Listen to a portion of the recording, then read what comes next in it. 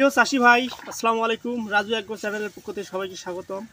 আজকের আলোচনা, অনেক চাষি ভাইরা বলতেছেন যে ধানের পাতা লাল হয়ে যাচ্ছে, পাতা শুকিয়ে হলুদ হয়ে যাচ্ছে, অর্থাৎ কমলা বরণ হচ্ছে। তো এটা মূলত কীভাবে হচ্ছে, তো এই বিষয় নিয়ে আজকের আলোচনা এবং সহজ সলিউশন, অর্থাৎ অনেক ভিডিও টিপস পাবেন আপনারা। তো আমি যে বিষয়টা নিয়ে আজকে কথা বলবো, এটা খুব সহজেই সলিউশন করতে পারবেন। তো বন্ধুরা, তার আগে জানবো যে আসলে মূলত এটা কীভাবে আক্রমণ হয়, আমরা কীভাবে বুঝবো এবং চিনবো।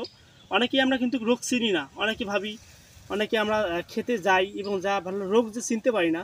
অনেক সময় ধসা লাগছে বা পাতা ঝলসানো রোগ, অথবা ব্যাকটেরিয়াল অথবা পোকা জাতীয় কোনো সমস্যা, এগুলো আমরা চিহ্নিত করতে না পেরে আমরা কি করি, দোকানের কাছে যে ওষুধ কিনে নিয়ে এসে দেই।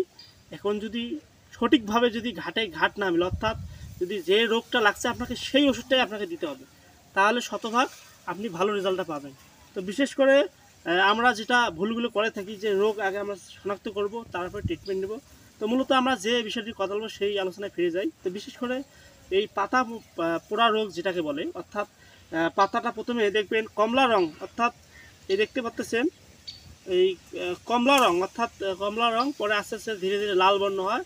পরে বিশেষ করে এই পাতার আগালটা শুকিয়ে যাচ্ছে, অর্থাৎ পাতা শুকিয়ে কাঠ, অর্থাৎ আঁচড় কাটার মতো। পরে মানে এখান থেকে এটা যদি আপনারা দমন করতে না পারেন, তাহলে এখান থেকে আপনার অর্থাৎ ছত্রাকের আক্রমণ হতে পারে এবং পরবর্তীতে ব্যাপক হারে ক্ষতি করবে আপনার ক্ষেতটাকে।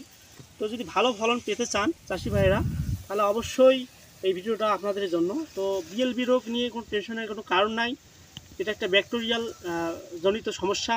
তো বিশেষ করে অনেকেই জানেন, বিশেষ করে এটা ব্যাকটেরিয়াল জনিত সমস্যা। দেখতে পাচ্ছেন চাষি ভাইরা এই যে কীরকম অবস্থা। তো এটা মূলত যদি আপনি শতভাগ দমন করতে চান, আর বিশেষ করে আগে আমরা অনেক সময় কী করি, জমিতে সালফারের অভাব, অর্থাৎ পটাশিয়ামের অভাব, এগুলোর কারণে পরবর্তী খোল পচন বা ছত্রাকের আক্রমণ হয় বা বিএলবি রোগও হতে পারে বিশেষ করে। তো অবশ্যই আপনারা সঠিক সময় এগুলো ব্যবহার করবেন, যেহেতু অলরেডি আপনার জমিতে এরকম সমস্যা লেগে গেছে চাষি ভাইরা। তো বিশেষ করে অনেক ভিডিও আছে ইউটিউবে, আপনারা চাইলে দেখতে পারেন। তো আজকে যেটা সলিউশন, অর্থাৎ একদম সহজলভ্যভাবে আমি আপনাদের সঙ্গে শেয়ার করব, যদি এই টিপসটা ফলো করেন, তাহলে ইনশাল্লাহ আশা করি শতভাগ নিশ্চিত আপনি এখান থেকে বাইরে হয়ে আসতে পারবেন, এই রোগ থেকে সমাধান করতে পারবেন। তো নতুন ভিউয়ার্স হলে অবশ্যই আমার চ্যানেলটা সাবস্ক্রাইব করে পাশে থাকবেন। দীর্ঘ 2-1 দিন থেকে আমি নিয়মিত ভিডিও আপলোড করতে পারতেছি না, একটু সমস্যার কারণে। তো বিশেষ করে চাষি ভাইরা, ধান চাষি ভাইরা, আমন মৌসুমে ব্যাপক হারে বিএলবি রোগটা আপনারা দেখতে পাচ্ছেছি। বিশেষ করে ভারতবর্ষ, বাংলাদেশ, এই দুই দেশে ব্যাপক হারে এই বিএলবি রোগটা আক্রমণ করতেছে, অর্থাৎ দেখা যাচ্ছে মাঠের পর মাঠ ফসল জমিগুলো, বিশেষ করে এই আমি দেখাতেছি আমার পিছনে এইরকম সেম দেখতে পাচ্ছি, পুরো ক্ষেতটা একদম এই অবস্থা। অর্থাৎ এতটা লাল পরিমাণ দূর থেকে দেখা যায়, মানে যেখানে রং করা এরকম একটা অবস্থা, অর্থাৎ কমলা রঙে ছেয়ে গেছে। তো চাষি ভাইরা, আপনারা এটার থেকে বাঁচতে হলে এই ব্যাকটেরিয়াল থেকে, এটা ব্যাকটেরিয়াল বিএলবি, ব্যাকটেরিয়াল জনিত সমস্যা, এখান থেকে বাঁচতে হলে আপনাদেরকে অবশ্যই চাষি ভাইরা আগে থেকেই সচেতন থাকতে হবে। অর্থাৎ যে আপনার জমিতে কখনো সালফারের ঘাটতি করা যাবে না, সঠিক সময় মাত্রা অনুযায়ী দিবেন। এবং বিশেষ করে পটাশ সার, পটাশের কাজ অনেক ব্যাপক, আমার ইউটিউবে ভিডিও আছে, চাইলে দেখতে পারেন। তো বিশেষ করে এগুলো অভাবের কারণে কিন্তু এগুলো আরও বেশি করে আক্রমণ করে, অর্থাৎ ছত্রাকজনিত সমস্যাটা হয় থাকে, যেহেতু এটা বিএলবি ব্যাকটেরিয়া জনিত। তো এটার সমাধান আমি বলবো চাষি ভাইরা। তো আগে আপনারা চিনবেন, ঠিক আছে, আগে অবশ্যই চিনবেন যে আসলে এটা কি, এটা সমস্যাটা কি। এইভাবে যদি আপনারা সঠিক রোগ চিনে নির্ণয় করে যদি সঠিক ট্রিটমেন্টটা গ্রহণ করেন চাষি ভাইরা, তাহলে সফলতা আপনারই জন্য। তো বিশেষ করে অনেক চাষি ভাই সেটা আরেকটা দেখাই আপনাদেরকে, একদম যে গুড়ের পাতায় যদি হয়, তা অনেক সময় এটা পুরন পাতা, এটা ন্যাচারালি এটা শুকিয়ে যাবে, এটা কোনো ব্যাপার না, ঠিক আছে।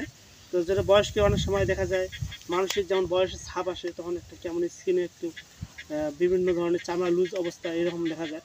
সেই রকম যদি বয়স্ক পাতা গোড়ার থেকে পাতাটা শুকিয়ে যায়, এটা কোনো ব্যাপার না, এটা ন্যাচারালি।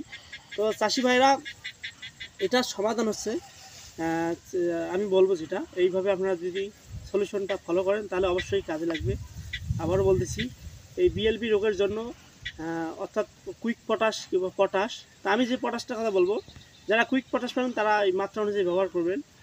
পটাশের সাথে আরেকটা কী মিশানো হলে ভালো হবে সেই বিষয় নিয়ে অর্থাৎ কম্বিনেশন, অর্থাৎ যেটা একটা মানে একত্রিত মিশিয়ে যদি স্প্রে করেন, তাহলে ভালো রেজাল্টটা আসবে চাষি ভাইরা। তো আপনারা প্রথমে পটাশ, দানা পটাশ, ঠিক আছে, 50 গ্রাম নেবেন। ঠিক আছে, আমি 16 লিটার 1 গ্রামের মানে হিসাব দিতেছি চাষি ভাইরা, আপনার যার যতটুকু ওইভাবে যদি স্প্রে করেন তাহলে ইনশাল্লাহ কাজে লাগবে। তো বিশেষ করে দানা জাতীয় যে পটাশ, সেটা আলাদা পাত্রে একটু গুলাই নেবেন। ঠিক আছে, পানিতে গুলাই নিয়ে ছাঁচি অর্থাৎ দানাগুলো ভাবে ছাঁকনি করে নিয়ে ড্রামে দিবেন। অর্থাৎ প্রতি 16 লিটার পানিতে 50 গ্রাম, আর হচ্ছে অর্থাৎ আর সাথে দিবেন সালফার, যেটাকে থিওপিট বলে চাষি ভাইরা। এই থিওপিট 78 গ্রাম। ঠিক আছে, প্রতি 16 লিটার পানিতে 78 গ্রাম হারে সুন্দরভাবে একত্রিত মিশিয়ে যদি এই দুটো জিনিস মিশ্রণ যদি একত্রিত স্প্রে করেন চাষি ভাইরা, তাহলে ইনশাল্লাহ আপনার জমিতে এই সমস্যাটা থাকবে না। ধীরে ধীরে এটা বিএলবি রোগ থেকে ঠিকঠাক রক্ষা করতে পারবেন, অর্থাৎ ধীরে ধীরে সবুজে পরিণত হবে। আর একটা বিশেষ করে চাষি ভাইরা, এটা করার পর, এই স্প্রেটা করার পর 1 সপ্তাহ পর, অর্থাৎ 7 দিন পর চাষি ভাইরা, 7 দিন পর আপনাদের ছত্রাকনাশক দিয়ে স্প্রে করতে হবে চাষি ভাইরা। এই ছত্রাকনাশক আপনার ডাইফেনোকোনাজল প্লাস অ্যাজোস্ট্রোবিন এই গ্রুপের ছত্রাকনাশক যদি আপনারা স্প্রে করেন, পরবর্তীতে আপনার ছত্রাকে আর আসবে না। পরবর্তীতে একটা ভয় থাকে যে আপনার যে শুকিয়ে কাঠ হয়ে যাচ্ছে ওখান থেকে আবার ছত্রাক অনুপ্রবেশ করে কিনা, অর্থাৎ আক্রমণ করতে পারে। তো এর জন্য এই পজিটিভ সাইডটা আপনাকে ফলো করতে হবে এবং আগাম প্রতিরোধ গড়ে তোলার জন্য এই ব্যবস্থাটা নেবেন। তাহলে আমি বললাম চাষি ভাইরা, আপনারা পটাশ যাদের যেখানে আপনাদের কুইক পটাশ পাবেন, অবশ্যই কুইক পটাশের মাত্রা অনুযায়ী দেবেন। আমি যেটা বললাম আমার সলিউশনে যদি আপনারা স্প্রে করেন অবশ্যই, কারণ আমি নিজেও ব্যবহার করছি। অনেকে বলবেন যে আসলে এটা মন গড়া কথা কিছু না, আমি আমার বাস্তবতা শেয়ার করি, আমিও চাষাবাদ করি।